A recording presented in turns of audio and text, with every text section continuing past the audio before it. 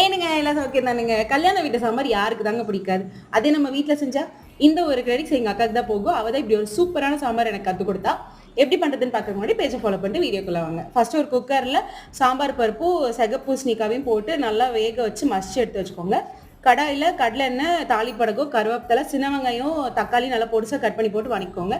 2 வரமிளகா, உப்பு நல்லா வணங்குனதுக்கு அப்புறமா காய் பார்த்தீங்கன்னா முருங்காவும் உருளைக்கிழங்கையும் போட்டிருக்கேன். எந்த காய் வேணா போடலாம். அதையும் ஒரு 1/2 வேக்காடுக்கு நல்லா வணக்கிட்டு மஞ்சள் பொடி, மிளகு பொடி, 2 ஸ்பூன் சாம்பார் பொடி, 1 ஸ்பூன் மல்லிப்பொடி இதையும் நல்லா வணக்கிக்கோங்க. நல்லா வணங்கினதுக்கு அப்புறமா ஒரு நெல்லிக்காய் சைஸ் புளி நம்ம முதலே கரைச்சி வச்சுட்டு அந்த தண்ணியை ஊற்றி அந்த தண்ணியிலே கொஞ்சம் காய வேகறக்கூட்டு ஒரு கொதி வந்ததுக்கு அப்புறமா மசிச்சு வச்சிருக்க பருப்பு போட்டுட்டு அதை கழுவி தண்ணி ஊற்றி விட்டு போட்டு கட்டி பெருங்காயமோ இல்லை பெருங்காய பொடியோ போட்டு மூடி போட்டு ஒரு 10-15 நிமிஷம் நல்லா வேகற குட்டிங்கன்னா சலசலன்னு சாம்பார் கொதிச்சு வந்துடும். அவ்வளோதாங்க.